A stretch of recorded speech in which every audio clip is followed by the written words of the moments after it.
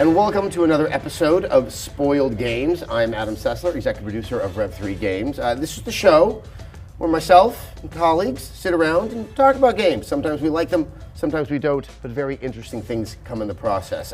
It's called Spoiled Games for a reason. Today we are talking about Dead Space 3. If you have not finished the game and you would like to have surprises happen at the end, you might want to stop, finish the game, and come back to this video. For everyone else, we're going to talk about everything. Nothing is off limits. I'm happy to have Tara Long of Rev3 Games, who did the review for us, and our special guest, Arthur Gies of Polygons. Thanks so much for your time. Thanks for having me. So the Dead Space series, I think all three of us have played the other games and enjoyed the other games. What do you think, Tara, is kind of like the kernel of what makes Dead Space game a Dead Space game? A lot of people think it's survival horror, others don't. I feel like survival horror is kind of a wide net to cast, but there are some things that I think make it survival horror and some that don't. Obviously, immersion is a huge thing in the whole franchise. I never once felt like I wasn't powerful, though, which I think is something that really has to be there in order to qualify as survival horror. And, you know, like, ammo has never been a scarce thing. Sure, there's like, it's got sort of the level design of survival horror games and a lot of winding corridors, but for the most part, I think it relies on cheap scares more than, you know, actual, like, suspense. Those were very expensive scares. Yes. I assure you. I mean, how do you sort of like characterize what the Dead Space series is? I think it's always been about the expensive cheap scares, and also creative combat and puzzle solving is sort of where it's always like that's been the core of the series for me. Even going from Dead Space to Dead Space 2, which shifted tonally quite a bit, there was still an emphasis on creative use of tools as a way to overcome obstacles.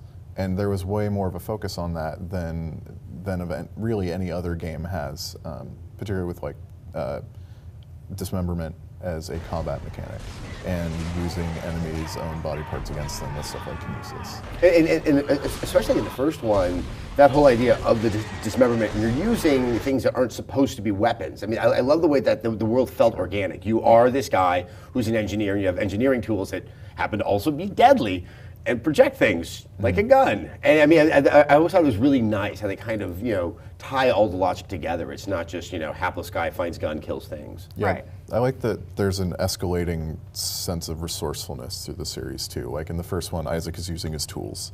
In the second one, Isaac starts the game by building tools and is looking for a way off. And then in the third one, the weapon crafting obviously takes that way further than it ever went. And same goes for the story also, which develops a lot more over the course of the series than in the first one, which is pretty much non-existent. Yeah, I mean, like in the first two, I mean, he's very alone. You know, it's just, you know, he's lonely man in scary place. It was kind of interesting to see the shift into Dead Space 3 where, you know, there's other characters there. He comes across as a little bit human. He has a love interest. It's kind of a jerk. Yeah. For a lot of the game. Everyone seems to be kind of a jerk in this game. Which I guess is understandable because there are lots of really awful things happening everywhere. But I think the thing about the first Dead Space game, from a story-wise perspective, is that there wasn't a lot of story. There was fiction. There was a lot of stuff going on with the Unitologist/Scientology thing. And the girlfriend angle was obviously something that it alluded to continuously, but it didn't use that as the primary driving force of the game. It was like set piece moments and like concepts. And then the second one pushed that a little further, but it was still rooted a lot in the idea of ambiance and environmental storytelling over this really strong narrative. And the third one tries for more. So at least there's that. I mean, did you find it jarring? I mean, it was kind of surprising when the game begins. You're on Earth. It's really not really recognizable as Earth, but I'm told it's Earth, and so I'm going to take their word on that. But that suddenly there's this sense of greater context, and I couldn't tell with both that and the other characters that are throughout the game if that somehow kind of undermines the horror because you're not alone. I personally don't, because again, I don't think the horror is built on a sense of like psychological suspense. I think it's more just, oh, something's popping out at you. Oh, something's like, you know, you're being rushed by 20 guys or something. And I feel the game takes sort of a natural progression. You know, you get most of the story in Dead Space 2 comes near the end of the game.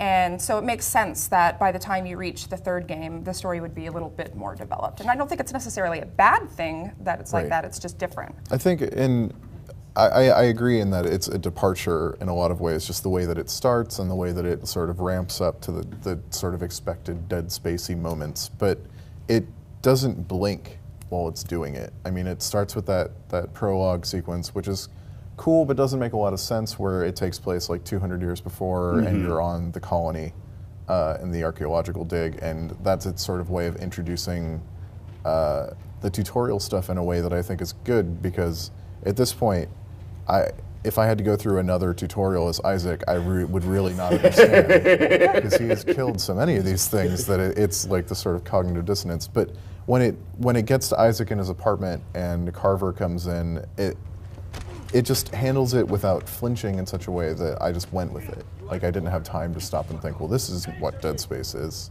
It was just, well, this is what this game is, and here we go.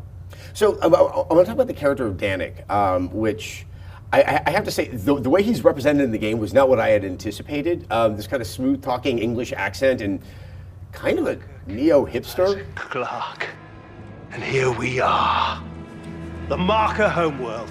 He's kind of the religious zealot that's going to bring about the end of the universe. I thought it was a very interesting choice, and I actually almost wanted to see him show up more in the cutscenes. I don't know if I want to deal with that much more of him and his followers throughout the game. I mean, you find like text logs throughout the game of communications that he's giving to his flock about what's happening, and the thing that's kind of interesting about Dead Space 3 from a setting point of view is how really awful everything has gone across like colonized space between the end of Dead Space 2 and the beginning of Dead Space 3, to the point where there's been a religious revolution. So hearing him talk to his flock about how it's a good thing that everyone is going to die, that they're going to, that they know now like what convergence is, and that they're trying to spin it now as a new part of their sort of like theology, is really interesting. Danik, okay, he seems like the central bad guy, and then at the very end of the game, it's like you kind of see him off in a corner, and like a big stalactite just kind of comes and impales him, and it was like I was a little bit. I kind of thought there was going to be something a little something greater, something more noble for this character. I do feel like his character was sort of just there to act as a centralized villain, and near the end of the game, they were like, "Crap, this game is actually about Isaac." You know, in his whole situation, and so they just sort of killed him off so they could really focus on Isaac's story. It's a sort of ignominious, like Indiana Jones movie villain death. Yeah, where it's like, well, no, it wasn't Isaac that did it; it was fate. Yeah, that killed him. He was such an asshole that he had to die by stalactite. Well, it's also guy with glasses and British accent, massive monster that's warping around and slapping people, and is actually much scarier. Yep. Now, going to the combat, and what was really the sort of the core of the game, so many people wanted to regard this game as somehow a Gears of War-ification of Dead Space, and I did not see it that way. I mean, it really seemed to be the same kind of very solid, and I find very satisfying combat that you've had in the other Dead Space games. I feel like the people who said that are people who haven't played the full game and don't know the extent to which that's true, because there are shooting segments that do feel very Gearsy, but they're such a small overall part of the game. I feel like it's almost negligible. I mean, first, the cover system in that game is terrible. Yeah. So every and it's not very useful either. I mean, you don't need it. It's an awful mistake.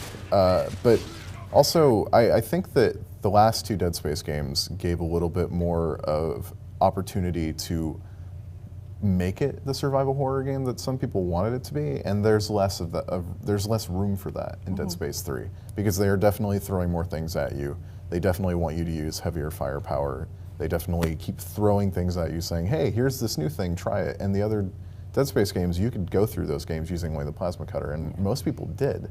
Most people didn't use anything except for the plasma cutter, or maybe the javelin gun, because there was that one part with the chargers where it said, well, you should probably use the javelin gun. Yeah. It's good to take the game's advice when it says that. Yeah, and so there's, like, if you only have one weapon, you're only using one type of ammo, and you're sort of actively being discouraged from using the guns because the plasma rifle in the first Dead Space was terrible, then I think that fosters this sense that I have to be careful with this one weapon. And in Dead Space 3, it's not. It's combat all the time. And for me, I was thinking of Banjo Nuts and Bolts way more than I was thinking of Gears of War, because I was always looking for that new thing that I could use to rearrange my stuff.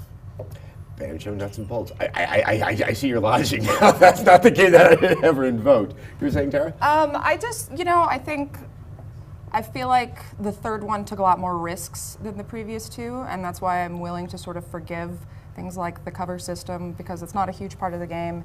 And it's also like they were trying something, It may not have worked necessarily, but Sure. I think it makes up for it in other places like the weapon crafting. But also, I mean, there is something very satisfying about the combat. And you're talking about how, like, a lot of people just use the plasma cutter. I'm one of those guys. There's something about that gun that I just really, really enjoy. And I've never been able to put my finger on it. It's one of the most deeply satisfying weapons I've played in a video game. It cuts things off. It does. I guess, yeah. I guess it's maybe the, if not puzzly way that you're just kind of, it's so meticulous and it's so deliberate that you really feel like you're accomplishing something. You're not just blindly firing. I barely used it during the third game, actually. As soon as I could make another weapon that actually performed decently well, I was like, so long. I mean, it was a fairly dynamic system. I mean, once you get the sense of, okay, I see how this works and I see what the logic is. I mean, there's some odd weapons you could make. Sure, and I mean, the thing that's interesting to me is listening to people talk about this game, and I hear a lot of people say, well, you only have to use this weapon to play the game. But every time I hear that, they're talking about a different weapon. Like, everybody finds this one or two weapon combination that fits their playstyle, and they stick with it. And I didn't necessarily do that. I was experimenting through the end, except for I'm very solidly on Team Force Gun. Like, I used the Force Gun the entire game and just added different things to the top and bottom of it. And the Force Gun is the one that you sort of charge up. No, it just, you fire it and it knocks things over. That's right. And that was a very convenient thing to do. But with, like, I would use the plasma cutter and throw like a ripsaw underneath it or throw a blowtorch. I was constantly, well, what is this new thing that this weapon can do? And I really liked experimenting with that. And so it's interesting to me that so many people still gravitate towards specific configurations. Yeah, especially since they didn't really, there's nothing holding you back from experimenting with weapons, because you could dismantle them just as quickly as you could build them. And there are so many benches. Yeah. Yeah, they're always there, and it's kind of like, okay, let's see what I have. What can I tweak? What can I play with? I mean, it's this nice kind of respite throughout the game to just kind of sit down and say, okay. And I think it did also allow them to open up some of the combat scenarios more, that they could throw more enemies at you. I don't think they did a very good job telegraphing to you that, hey, you might want something that's better crowd control for the next hour, but I definitely saw collections of enemies I had not seen in the previous two games. Yeah, which is something that all the new Dead Space games, I mean, they all have, some new enemy type. When it comes down to it, I feel like they're all sort of the same at the end of the day. Like, some will run at you, but that's true of most any game with enemies like that. Did you feel like the enemies that changed depending on where you shot them, like, made much of a difference? EA really played that up. Yeah, I actually, I kept forgetting, because it takes, like, a lot of memory space, I feel, to remember, like, which enemies act a certain way, and they all sort of look the same in the dark a little bit, except for the ones that are, like, incredibly gruesome. So I actually didn't even obey that a lot of the time, and I still had, plenty of ammo. I have to say, this is one of the scenes that really got to me.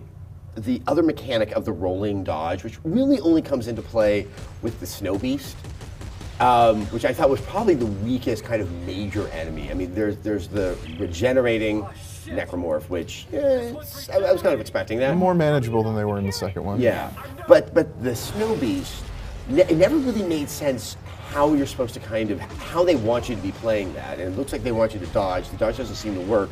And then there's the second encounter, and this is my favorite, where the first time you see him, big open space. Cool, okay, I get this, I'm gonna run around and shoot him. And I was like, smaller space, and there's crates. So every time you're trying to get out of the way, it's like, oh, I ran into a crate. This is the part where you have to shoot harpoons into him, right? Yeah. So when I was fighting that's the third sequence. Oh, it's the second part. Right. Yes, You fight that guy 3 times. The third time I fought him, where you're supposed to shoot harpoons into them, I didn't figure that out until really late, and I had used most of my health packs. And then I get over to the left harpoon, and I realized that I had shot off one of his tentacles, and it was blocking the harpoon, and it was still there as a physics object. Oh, could you blow it away? I could have lifted it and moved it with kinesis, but as I was starting to, he smashed me. Oh. I'm sorry. I remember I died a very few times disappointing. during that sequence. I died quite a few times because there's also that I need to run. There's something behind me. I also need to somehow read the environment. I mean, and with that in mind, there are puzzles in the game. There's almost like the mini games when you're hacking something like that. Oh, And then I love there those. are the other puzzle elements that use your stasis and your kinesis. Yeah. And I thought they did a fairly good job of telegraphing to the player how you're supposed to get through them. But yeah, there's always that sense of urgency. Because Yeah. something's about to kill you. Exactly. That it really, I think, is challenging to try to design a sequence where you can handle those two things at the same time. And we were talking a little bit about character action games that had puzzles that would kill you if you did them wrong. And one of the things, Dead Space toes a very, very narrow line about making puzzles that can kill you but won't kill you unless you really screw up. Like you can actually not do them right once or twice and Yeah. maybe not die. But the puzzles in Dead Space 3 that I really liked are the ones where you are doing the most engineering type things. Like when you're in space outside of the space station and you're taking panels off of an engine and undoing retaining bolts, and then you slide the engine out of its casing. Like stuff like that. That's where oh right, he really is an engineer and now I'm helping to build spaceships.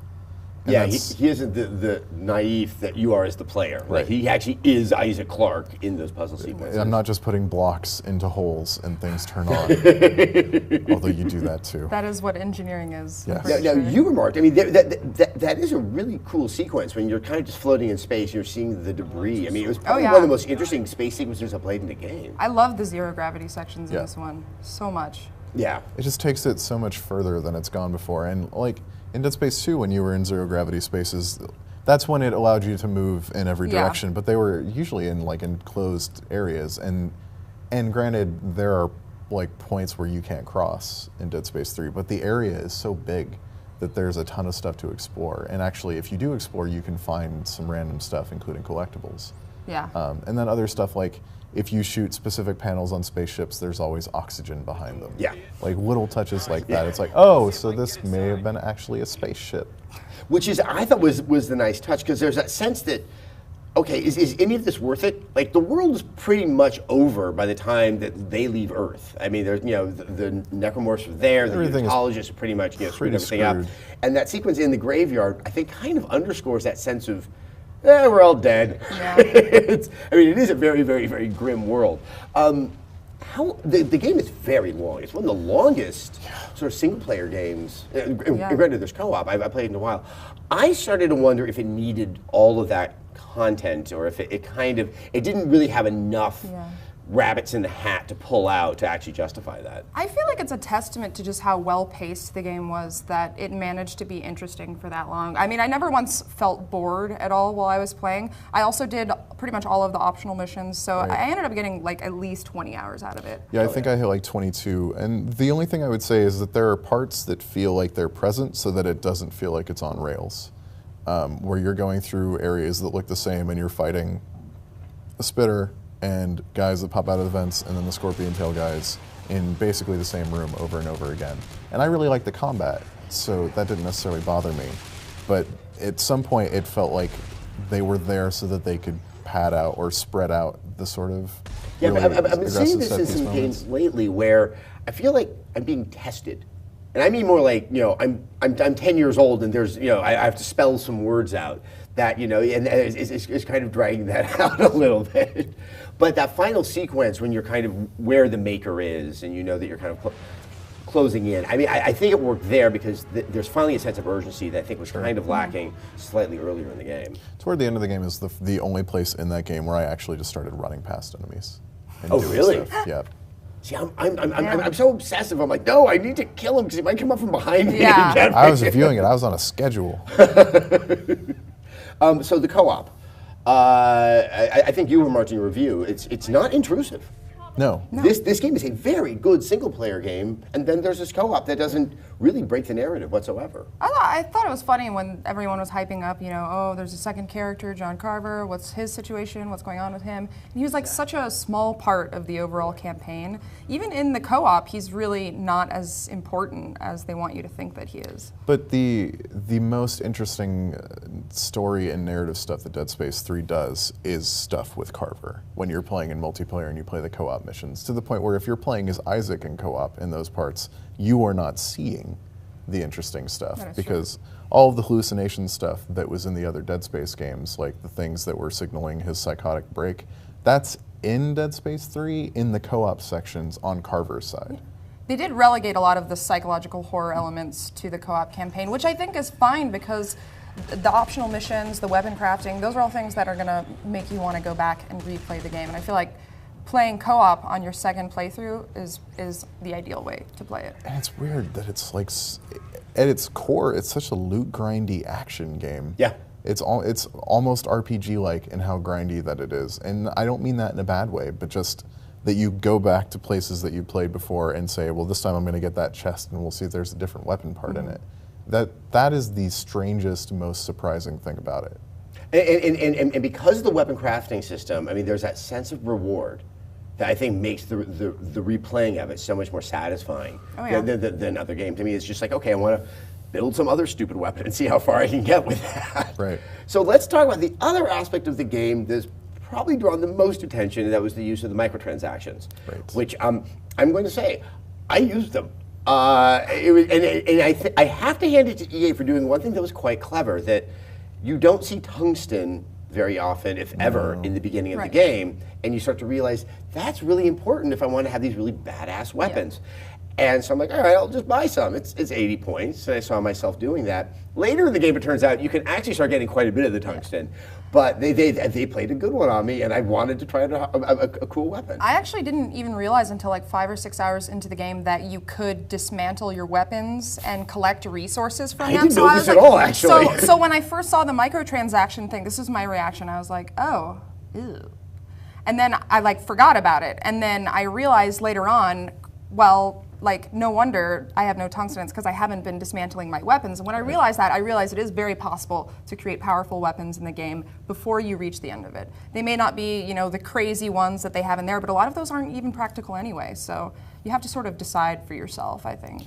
The weird thing for me is that I played through the game first on a debug console. So the whole market system on a debug console is basically you have unlimited money because there's like credit cards that don't exist. So this is a situation where I could have literally bought my way to the end of the game. But I didn't, because it just didn't occur to me, because there's like there's a pretty defined curve in the way that it gives you stuff to make and to upgrade your suit with and all of that.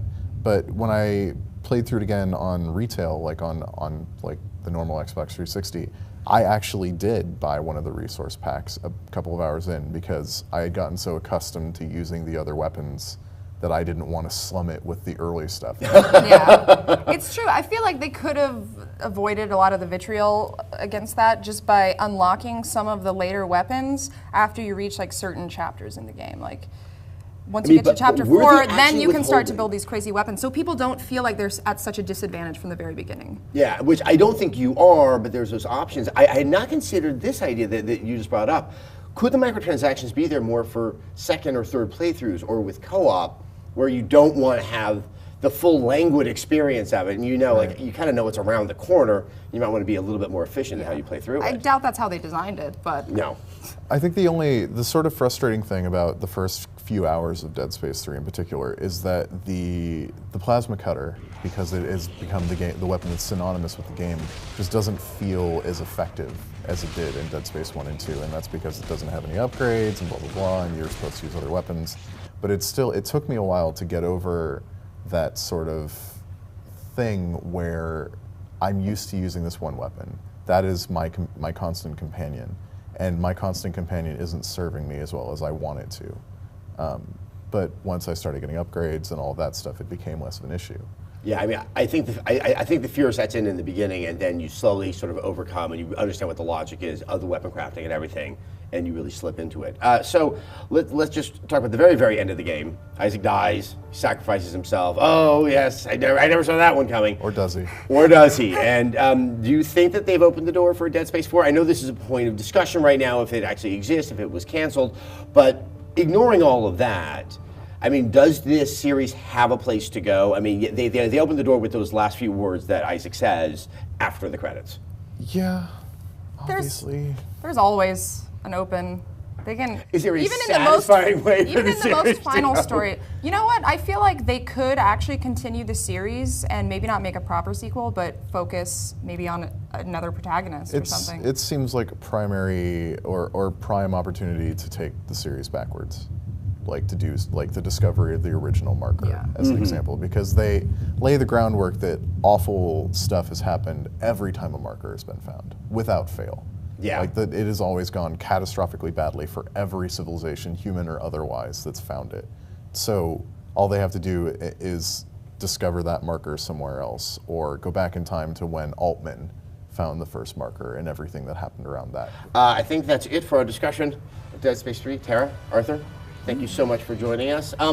If you have sat through this and know nothing of the game, then I should encourage you, go read Arthur's review on Polygon and definitely see Tara's review at Rev3 Games, youtube.com/Rev3 Games. That's it for this edition of Spoiled Games. We will be talking about more games down the line. So come join us. Having a conversation. Without screaming.